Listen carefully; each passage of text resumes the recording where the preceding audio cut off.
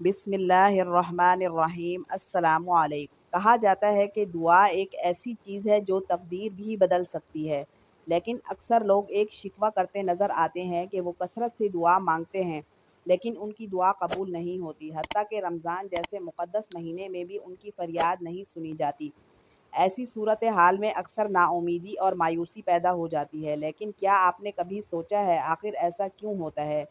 کیونکہ اللہ تعالیٰ ہماری دعا سن کر ہماری مشکلات دور نہیں کرتا۔ کہیں ہمارے دعا مانگنے کے طریقے میں تو کوئی کمی یا کوتاہی نہیں؟ کبھی یہ جاننے کی کوشش کی کہ اللہ تعالیٰ کو کیسی دعا پسند آتی ہے، اور یہ بھی کہ وہ کون سی خاص غلطیاں ہیں جن کی وجہ سے ہماری دعا رد کر دی جاتی ہے؟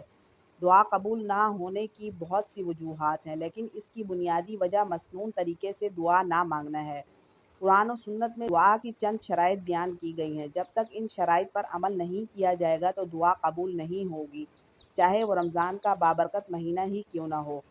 ان شرائط میں سب سے پہلی چیز اخلاص آتی ہے۔ دعا مانگنے والے شخص کے لیے پہلی شرط یہ ہے کہ وہ پورے خلوص کے ساتھ صرف اللہ رب العزت کو اپنا حقیقی معبود مانتے ہوئے دعا مانگے، کسی اور کے آگے اپنی جھولی بالکل نہ پھیلائے۔ جیسا کہ اللہ رب العزت قرآن مجید میں ارشاد فرماتا ہے، وہی زندہ ہے، اس کے سوا کوئی معبود نہیں، پس تم اس کی عبادت اس کے لیے اطاعت و بندگی کو خالص رکھتے ہوئے کرو۔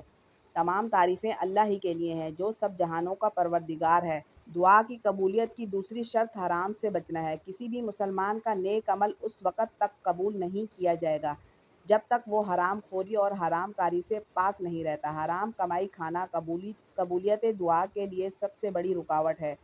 چنانچہ حضرت ابو ہریرہ رضی اللہ تعالیٰ عنہ کہتے ہیں کہ رسول اللہ صلی اللہ علیہ وسلم نے فرمایا، لوگوں بے شک اللہ تعالیٰ پاک ہے اور پاکیزہ اشیاء ہی قبول کرتا ہے۔ چنانچہ اللہ تعالیٰ نے متقی لوگوں کو بھی وہی حکم دیا ہے جو رسولوں کو دیا ہے۔ فرمایا، یا ایھا الرسل کلوا من الطیبات واعملوا صالحا انی بما تعملون علیم۔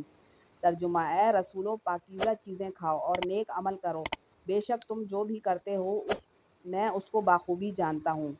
اور مومنین کو فرمایا، یا ایھا الذین آمنوا کلوا من الطیبات ما رزقناکم۔ ترجمہ، اے ایمان والو، ہم نے جو تم کو پاکیزہ اشیاء عنایت کی ہیں ان میں سے کھاؤ۔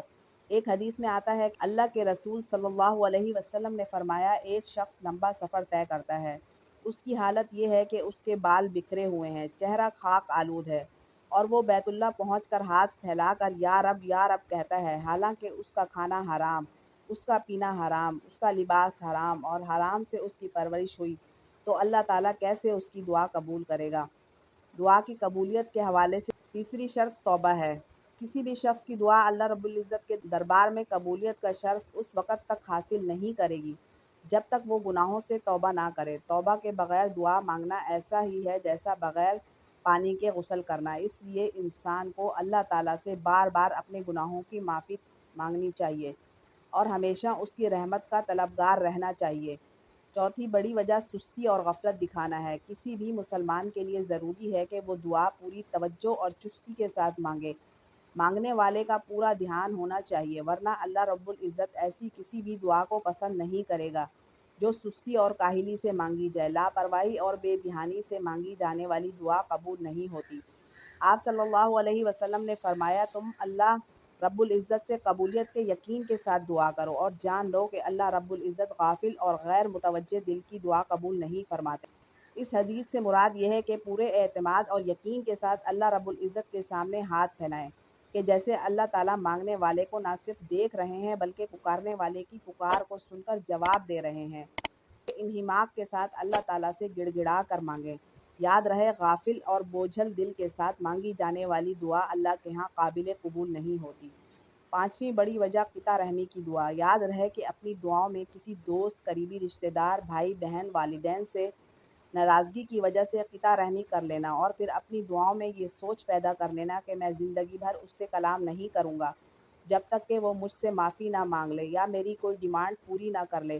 ہمارے معاشرے میں چھوٹی چھوٹی بات پر قطع رحمی کر لینا اور پھر سالہ سال کلام نہ کرنا معمولی سمجھا جاتا ہے۔ اللہ رب العزت ایسے لوگوں کی دعا قبول نہیں فرماتا جس میں رشتہ داروں میں فساد پھیلنے کا اندیشہ ہو۔ چھٹی وجہ نیکی کا حکم دینا اور برے کاموں کو چھوڑنا۔ ایک روایت کے مطابق آپ صلی اللہ علیہ وسلم نے فرمایا، اس ذات کی قسم جس کے ہاتھ میں میری جان ہے، تم نیکی کا حکم ضرور دو گے اور برائی سے ضرور روکو گے، وگرنہ قریب ہے کہ اللہ رب العزت تم پر اپنی طرف سے عذاب بھیجیں، پھر تم ان سے دعا کرو گے لیکن وہ تمہاری دعا قبول نہیں فرمائیں گے۔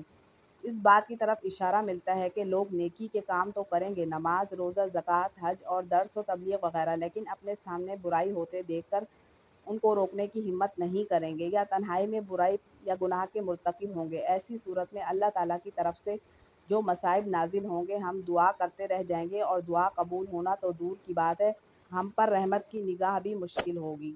ان شرائط کے علاوہ دعا مانگنے کے آداب بھی ہیں۔ دعا مانگنے والا شخص اس بات کو یقینی بنائے کہ وہ ظاہری اور باطنی طور پر پاکیزہ ہو، جہاں تک ممکن ہو وضو میں رہے۔ دعا کا دوسرا ادب یہ ہے کہ سب سے پہلے اللہ کے رسول صلی اللہ علیہ وسلم پر درود بھیجا جائے، کیونکہ وسیلے کے بغیر دعا بیچ میں ہی لٹکی رہتی ہے۔ اللہ تعالیٰ کا فرمان ہے کہ اللہ اور اس کے فرشتے رسول کریم صلی اللہ علیہ وسلم پر درود بھیجتے ہیں۔ اے ایمان والو، تم بھی آپ صلی اللہ علیہ وسلم پر درود بھیجا کرو۔ اللہ تعالیٰ ہمیں عمل کی توفیق عطا فرمائے۔ ویڈیو پسند آئی ہے تو اس کو لائک اور شیئر ضرور کیجیے۔ چینل پر نئے ہیں تو چینل کو سبسکرائب کر دیجیے۔ ملتے ہیں نیکسٹ ویڈیو میں، تب تک کے لیے اللہ حافظ۔